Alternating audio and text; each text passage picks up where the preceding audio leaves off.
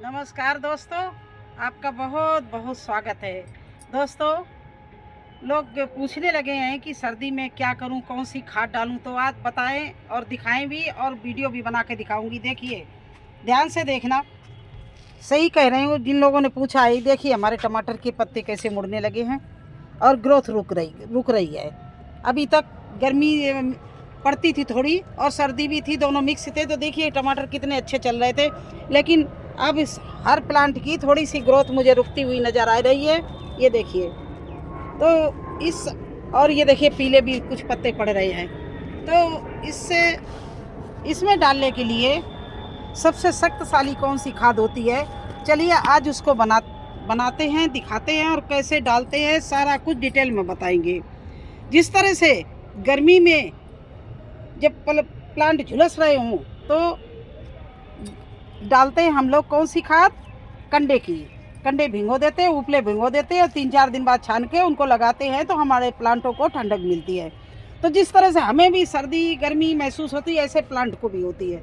अब प्लांट में सबसे शक्तिशाली और सबसे ज़रूरी कौन सी खाद डालनी है, वो है सरसों की खली। और उसमें क्या मिक्स करेंगे हम, वो भी देखना, जिससे उसको पौष्टिक तत्व भी मिले और कीटनाशक भी बन जाए। तो चलिए बनाते हैं, दिखाते हैं आपको। दोस्तों,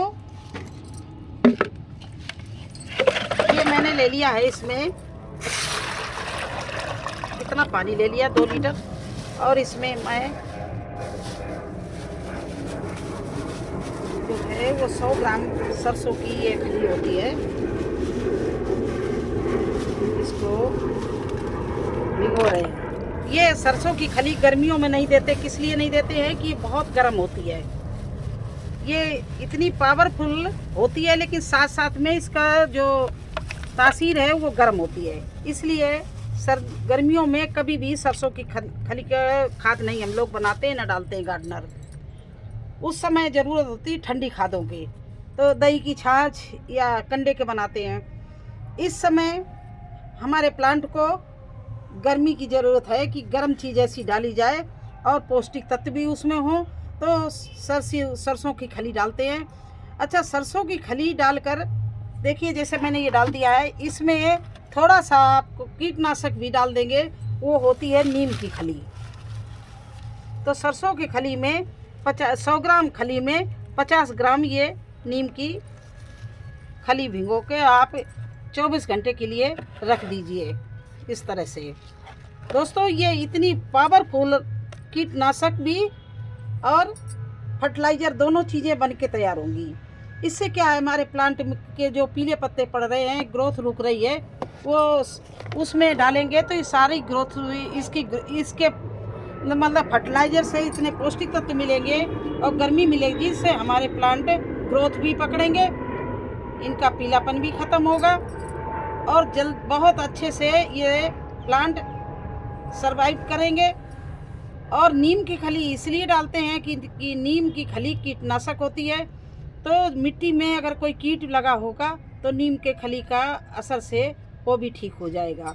तो देखिए, मैंने ये आपको दिखाने के लिए बनाया। वैसे हमने भिगो रखा है पहले से, इसमें हम पानी भर रहे बाल्टी में,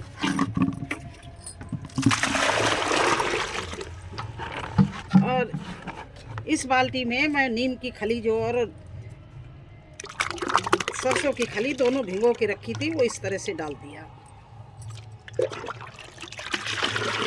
देखिए, ये 1 लीटर के करीब था, तो इसमें हम 10 लीटर पानी मिलाएंगे। इसमें अभी हमने 5 लीटर डाला, 5 लीटर पानी और डाल के और इसको हम पेड़ों में लगाएंगे। और किसी तरह का भी पेड़ हो, चाहे आपका फ्रूट्स को, चाहे आपका वेजिटेबल को, या आपका फ्लावर प्लांट हो, ये सभी में आप लगा सकते हो। बस ये ध्यान रखना कि धूप में रखा पेड़ हो तो ये बहुत अच्छे से असर करेगी। नहीं, कभी कभी क्या होती है, बरसात के समय या छाया में रखे प्लांटों में लगा तो इसमें खली में फंगस पकड़ने का थोड़ा डर होता है। इसीलिए मैंने इसमें नीम की खली मिलाई है, जिससे फंगस का कोई असर ना होने पाए। वैसे सर्दियों में आप धूप में 6 घंटा हर प्लांट रखते हो, नहीं तो वो ग्रोथ नहीं पकड़ेंगे, उनकी ग्रोथ नहीं बढ़ेगी। दूसरी बात है वो फल फूल नहीं उसमें लगेंगे। तो आपको इस समय टमाटर है, बैंगन है और गोभी है, सभी फूल पर आने वाले हैं। चलिए मैं दिखाती हूँ किस तरह से मैं अपने प्लांट में ये लगाएंगे और कितना देर तक अपने प्लांट को धूप में रखते हैं। ऐसा मैंने कर रखा है कि सारा हमारा पूरा गार्डन है वो पूर्व और दक्षिण की दिशा में है। और ये देखिए बैक साइड में हमने ये इसको बनाने के लिए छोड़ रखा है। मेरी छत बहुत बड़ी है, ये 12 से वर्ग गज की है। 12 से वर्ग गज क्या बोलेंगे, नहीं, ये 3.5 फुट है छत हमारी पूरी, जिसको गज भी बोलते हैं। 3.5 गज की छत है। इसको वर्ग फुट में आप निकाल लो, कम से कम 15 से वर्ग फुट बनेगी। तो हमने पीछे साइड में बस ये अपना आकार करते हैं, यहाँ पर कंडे भी बनाते हैं, यहाँ मिट्टी बनाते हैं और यहाँ पर हम सारी अपनी सब्जियाँ लगाते हैं। अब हमारी सब्जियों को, जैसे आलू है, देखिए आलू हमारा फूल पर आ गया है, वो पीछे साइड में रखा है, पीछे रखा है, सब फूल पर हमारा आ गया है। तो इसमें अब हमें पौष्टिक तत्व देने हैं, जो हमारा प्लांट का फूड है वो देना है। तो उसके लिए हमारी ये खली बहुत अच्छी है और इसके साथ में ये कीटनाशक भी है, क्योंकि इसमें मैंने नीम की खली मिला दी। इन दोनों का जादू आप अब देखना। इसको एक बार आप लगा के 1 हफ्ते बाद अपने प्लांट का रूप रंग कलर देखना कितनी अच्छे से ग्रोथ पकड़े। चलिए तो अब मिलाते हैं, ज़्यादा बात नहीं करके चलिए आपको दिखाते हैं कि हम अपने कौन कौन से प्लांट में डालेंगे। आप बिल्कुल चिंता न करना, हर प्लांट में आप डाल सकते हो। और नीम की खली तो सर्दी में प्लांट के लिए अमृत के समान है। अब ये देखिए, ये 20 लीटर की बाल्टी है, इसमें हम पूरा मिला देंगे, क्योंकि ज़्यादा गाढ़ा नहीं डाला जाता, पतला ही डाला जाता है। 1 लीटर को कम से कम 20 लीटर में हम मिलाएंगे। अब इसका कुछ कलर ऐसा हो गया देखिए, और ये पतला भी हो गया है देखिए। अब देखिए टमाटर हमारे इस समय फूल और फल पे लगे हुए हैं और इनकी फलों की साइज बढ़ जाए। ये देखिए फल हमारे इसमें टमाटर खूब लगे हुए हैं और कुछ तो लाल भी हो रहे हैं, पकने की टाइम में आ रहा है। तो इनकी और ग्रोथ बढ़ जाए, इसलिए इसमें डालना बहुत ज़रूरी। देखिए इस तरह से आधा आधा मग्गा इसमें डाल दिया। इसी तरह से इसको गोभी भी हमारे, देखिए गोभी फूल पर है इस समय, देखिए इसमें फूल आ रहा है, तो इसमें भी ज़रूरत है पौष्टिक तत्व की।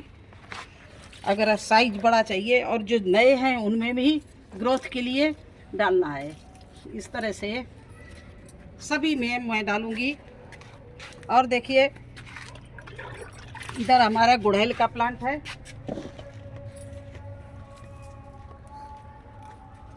और गुड़हल का प्लांट है। देखिए कलियां, देखिए गुड़हल के प्लांट में इसमें इसी तरह से बना के खादें डालते हैं। तो देखिए ये पिंक कलर का है, इसमें भी डाल रहे हैं। ये चांदनी का प्लांट है, इसमें भी डाल रहे हैं। इधर देखिए नींबू है, तो नींबू में भी डाल रहे हैं। इस तरह से आप फल में, हमने आपको फल में भी डाल के दिखा दिया और फूल में भी डाल के दिखा दिया। तो चलिए और आगे दिखाते हैं हमारा और किसको किसको ज़रूरत है। इस समय सभी को है, लेकिन कुछ चीज़ें देखिए, इस समय चीकू लगे हुए हैं, इनका साइज बढ़ जाए। ये 2-2 4-4 चीकू लगे हुए हैं एक जगह, तो इनका साइज बढ़ जाए। इसी देखो छोटे छोटे से है, अगर ये चीज़ें डालेंगे तो इनका ग्रोथ अच्छा होगा प्लांट में। जब रूट्स में ये चीज़ें पावरफुल जाएंगी तो अपने आप रूट्स ये अपना भोजन खींच लेते हैं और इनके फल बढ़ जाते हैं। तो इनको इस समय भोजन की ज़रूरत होती है। और आप सर्दियों में हर 15 दिन बाद ये खाद बना के आप डालते रहो।